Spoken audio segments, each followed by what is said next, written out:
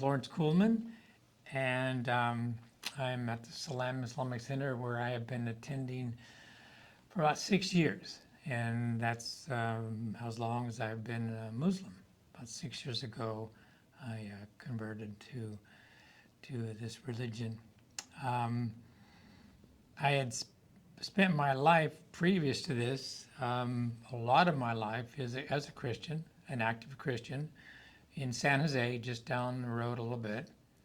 My parents raised 6 kids, all in the faith and Christian faith. We went to church, and on Saturdays we were Seventh-day Adventists. Went to church. We went to Vespers. We went to Bible studies. We went to summer camps, and it was just an immersive, as a lot of people understand, an immersive experience. It was our lifestyle, diet, entertainment, our friends. We're all the same Christian friends, and so that was our life. And I was married. My first marriage was in the church with a minister. That's how we lived until several years later. After that, I went into the Army, and spent a number of years in the Army, active duty, and came back to the United States because I was overseas for a number of years. Came back to the United States and the East Coast, and various reasons or no reasons at all, just kind of wandered away from that faith. But I never lost faith in God. I never lost faith in our Creator. I never lost faith in or the stories of the prophets, because we lived the Old Testament, not lived it, but we learned and studied the Old Testament and the New Testament, so the prophets were very real to us. The stories were all very real. The creation story was very real to us. The idea of judgment and hereafter was very real to us, in a different sense perhaps than in Islam, but still very real, because that's how we were raised. So even though I was busy with life and work and travels and other things, those foundations that my parents built never left. And of my remaining siblings, 4 remaining siblings, my youngest brother passed a number of years ago. A couple of my siblings are still in the faith, and a couple are not. But how we were raised had never left us, and I think that would be a message, if I were to have a message, is, if there's truth in your upbringings, if there's truth, then that truth is always going to be there. And so, like I said, about 6 years ago, I made my Shahada, and I wasn't searching. And that's an interesting, people say, oh, were you looking for God? Were you looking for purpose in life? No, I really wasn't. My life was very fulfilled with family and kids and work, and I loved to go into school, and I was doing school part-time at the college. I have a couple of degrees, one in nursing and one in business, but I never stopped learning formally and informally as well. So I was not searching, but at the same time, I was not searching because I was like, my wife would say, well, do you ever miss what you did in the church? I said, well, not really, but I'm not going to go back. I don't, and I'm not going to look for another church or a faith. I mean, if I'm going to do anything, I'll go back to my old church. I wasn't going to do anything. So I really wasn't searching at all. That wasn't my goal or anything. But I happened to be, so fast forward, I guess, to 8 years ago, I was at a junior college across the street here, American River College, and a number of people have heard this story, some more in depth than others. But I was just taking a day class, just for a couple of 3 semesters. I was enjoying global studies, international relations, those topics. and had some history, it had sociology, it had anthropology. It's just a lot of topics within these courses I was taking. And one of the classes I took in the textbook, I was a firm believer in reading textbooks. My daughter in college has never read a textbook because they don't do that anymore. I don't understand it, but I'm reading the textbook, and in this textbook there was a story of the Prophet Muhammad, peace be upon him, and his life and the revelations that he received. And this was not a religious text. This was just a global history, cultural text. But it happened to have this story of our prophet, peace be upon him. And it struck me so strongly, having never encountered Islam up until that time in my life. And I'm 71, and that was 7.5, 8 years ago. 7.5 years ago. And so all those years, I've never encountered Islam. I mean, I lived through, we all did, the 9/11 and all of that, all of that.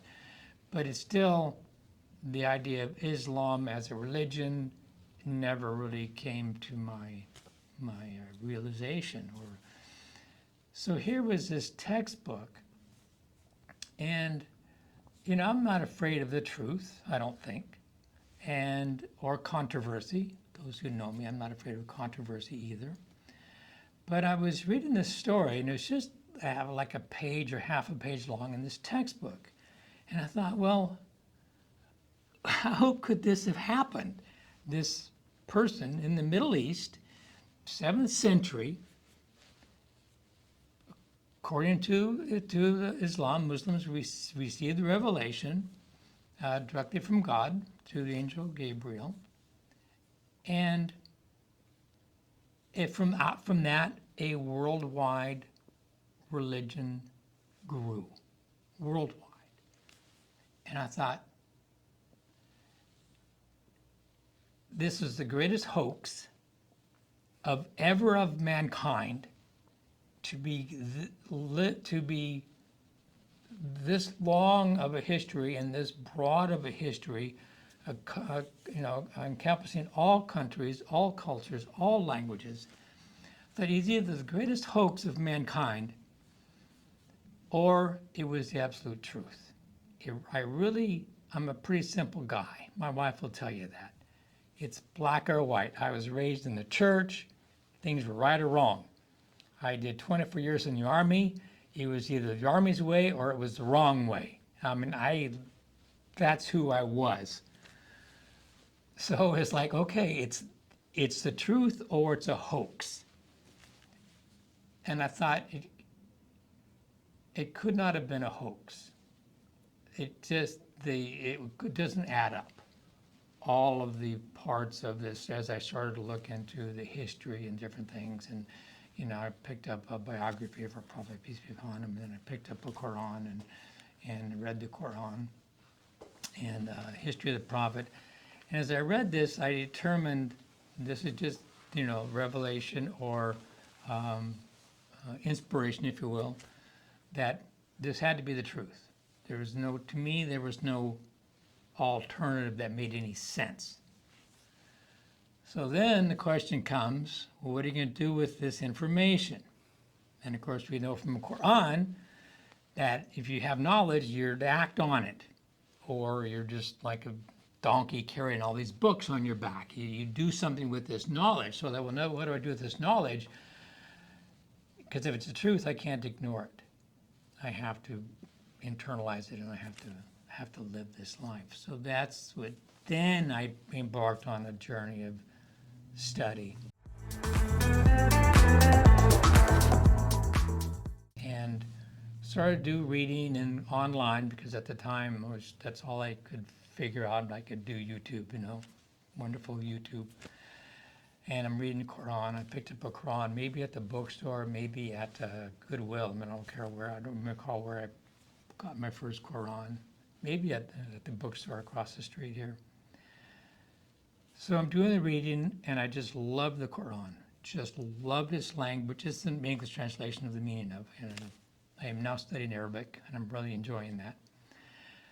So English translation, probably by Yusuf Ali, because that's what's out there.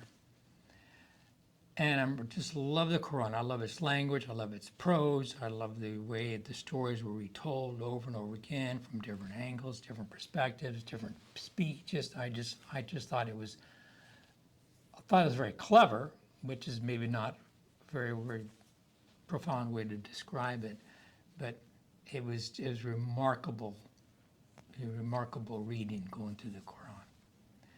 So I'm across the street at the American River College, and I realized, oh, there's a mosque across the street. I had no idea. I thought, oh, this is interesting and convenient and timely. Again, these were not coincidences, not in my thinking. So I built up the courage, which is very hard. I'm a white guy, raised in America, raised in California guy, raised in a Christian faith, and here I'm going to walk across the street into a mosque. I had no idea what to expect. No idea. My heart is pounding, because I didn't know. So I walk across the street, and I go in the front door, and I look around, there's nobody there. I was relieved like you couldn't believe. I thought, oh man, nobody here. I left. So I left, and so, that was like after my class on a particular Tuesday or Thursday. And, a couple of weeks later, I'm still reading and studying, and I'm going online, and I'm looking at stuff, and I think, okay, I can do this again. So I walked across the street, came into the office, came into the front door, and I look around. Well, there was a door that was open. It was the office, and walked in, and there was a fellow there, and he kind of looked at me, and I looked at him, and he stood up, and I says, I'm interested in Islam, and this is, I guess, where I should be. And it happened to be Brother Osama, and he had just been here about 3 months himself, 3 or 4 months. He was brand new here in our facility, and got a big hug and a big welcome, and a gift bag, and he was just thrilled, overjoyed to have me walk in the door, and describe, or my intent or my desire to be a Muslim and join Islam. I had no idea what it meant to be a Muslim or what it meant to be join Islam. I didn't know, but I knew that this was a path that I was being taken along. I knew that. So that was 6 or so years ago, and so I'm not doing a whole lot at that time. Still doing some studying, doing more reading, and just trying to get an idea of the basics, if you will, of the religion, because I didn't have any clue. I know family members, of course, who to turn to, so I would see Osama, I guess, on occasion, but I was going online. We had a family desktop computer. This is several years ago. I'm on the desktop computer, and I enrolled in an online Islamic university, and I'm taking classes on this online university, and from the basics, 101, and I'm doing this for several months, and then my wife, I hadn't said anything to my family yet. At the time, my wife and 2 kids were living with us. I hadn't said anything to the family yet. So, she goes on the computer to look some things up and, going through some emails, and she sees these emails back and forth between me and this Islamic university. She's like, she brings the computer like, Lawrence, what is this? What are you getting into?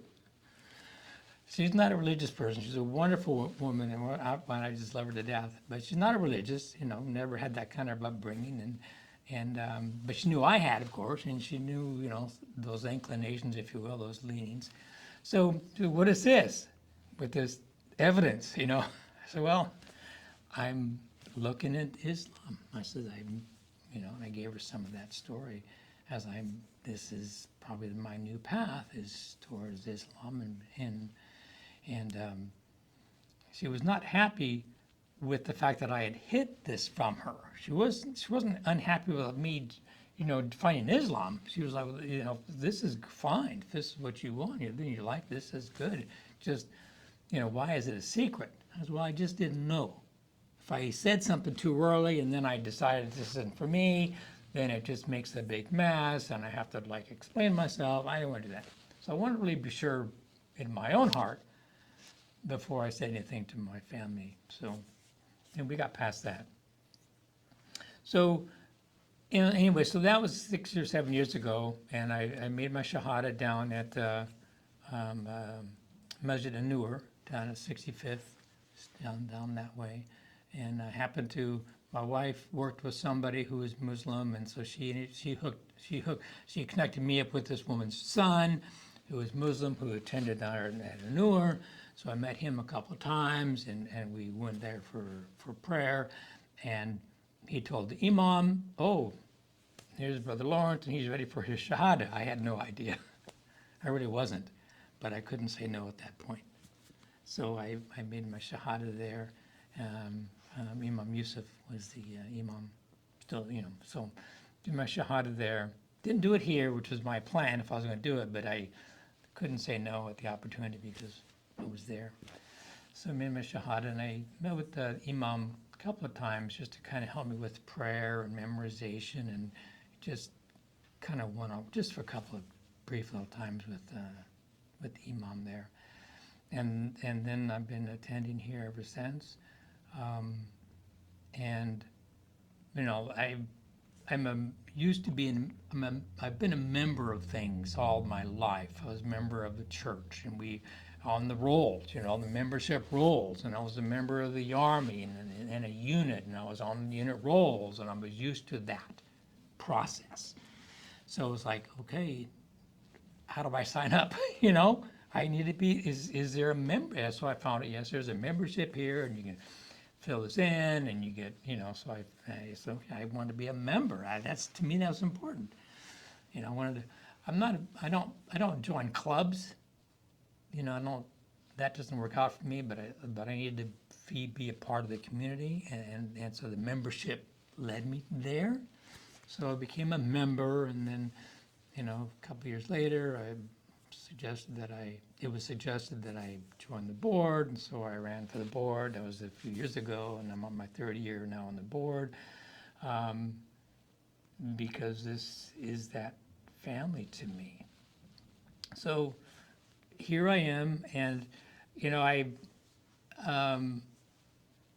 there are those who are new to Islam who really have struggles, both with their decision, with their heart, with the beliefs, or with what's asked of them, or whatever, and family problems, or work, or relationships, and they really struggle. And I talk to folks sometimes about their stuff, about those struggles, and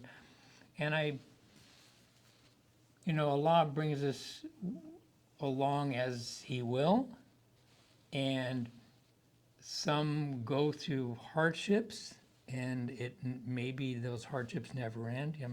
That's just the path that Allah has chosen for that person.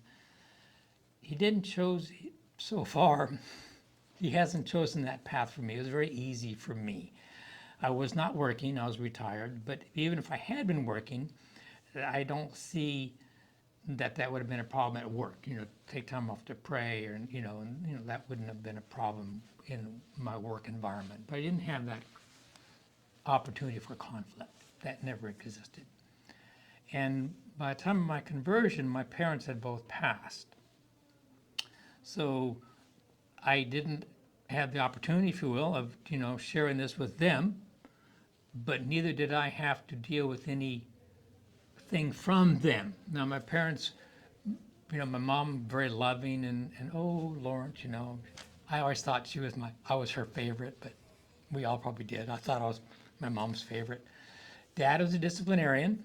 He was a teacher. My mom was a nurse, so there's some dynamic there. So Dad was a teacher and a disciplinarian, and we all, not all of us, the girls, there were 6 kids growing up.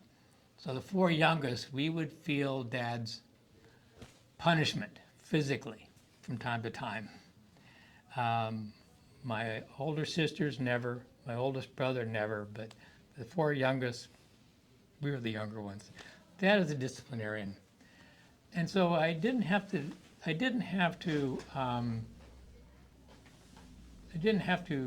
share this, I don't say you didn't have to, but I didn't share this with my parents because they had passed. And so there may have been mercy there from Allah, a blessing and a mercy there. I pray for my parents on a regular basis. Good Christian folk, raised us very well, where they were active in their communities, and I love them dearly, and they're on my mind and my heart all the time. But I did call, so I didn't have my dad to talk to or my mom, so I called my oldest brother, who was still in the faith. And so I called him up, and I said, Howard, I have something to tell you. I said, I've converted to Islam. This is after my Shahada. I said, I've converted to Islam. He was quiet. I'm on the phone. He's quiet, and I think, oh man. Howard, my brother is a very smart fellow. He's an intellectual, studious, college graduate, and just a smart guy. Anyways, so I told him, I said, well, he says, good for you, he says. But only one question is, I thought, oh boy, here it comes. I didn't know what it was going to be. He said, well, will it change anything, your relationship with us as family? And I says, if anything, it'll make it stronger, because that's what Islam is about. Relationship with God, relationship with family, relationship with the community. I just know it's, you're all my family. I love you all dearly. There's no change there. He said, okay, then we're good. No problem. So a couple months later, after that phone call, there was a large family gathering on my dad's side, the Khuhlman side of the family. And I had shared, I think only with my oldest brother at that point, my conversion. And without the details, but just the conversion. But word trickled around to the rest of the siblings, and so we gathered at a cousin's house. And my younger brother says, so, I understand you have some news. Here you are. I said, yeah, okay, well, fine. So I told the family, I've converted to Islam. They knew, but they needed to hear it from me. I converted to Islam. And gave them a little bit of the story of that, all of that. And my one sister, I have twin sisters. My one sister, who is still active in the faith, she says, we all serve the one God. We all serve the same God. And I told her, that's it. That's it in a nutshell. And there'd been no conflict, no conflict, nothing there whatsoever. I made Hajj earlier this year, and so they were all interested in that experience, and so I was able to share that with them. My wife, when I'm gone, I have the adhan on my phone, my wife says, when you're gone, I don't get to hear the adhan. I said, well, she said they'd like it. My wife and my daughter at home, my son is in Santa Cruz, living and working there, but they enjoy hearing the call to prayer. And so, it's there in my family. It's in my family now. It's in my home, my prayers and my prayer rug and Friday prayers, and my Quran is there, and other books that I read are visibly out there. Wherever anybody comes to the house, they're going to see the Quran, 2 different Qurans, my English translation and my current and my Arabic, but other books that I read. I mean, it's there, and it's not hidden. Everybody knows, and I'm very supportive of that. So, it's different way to come to a religion, perhaps just through a textbook at a junior college. But I was raised, and we all kind of believe there are many paths to God, many paths to Allah. What I find curious, people are curious about, oh, how did you, become Muslim, that kind of thing. And I tell my stories, but